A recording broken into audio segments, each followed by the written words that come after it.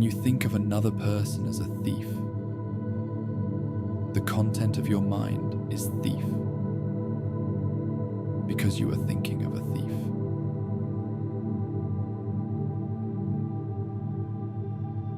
The world appears according to how you look at it. If you look at it as Brahman in various forms, you will see everywhere only Brahman.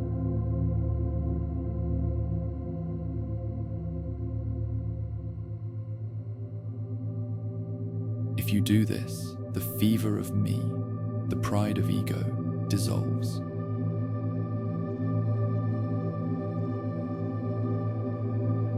For example, if there is a wife, then there is a husband. But if there is no wife, whose husband can be there?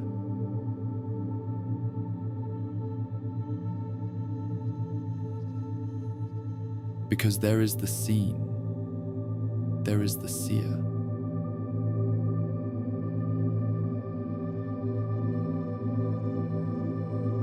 If there is nothing to be seen, how can the seer come into being?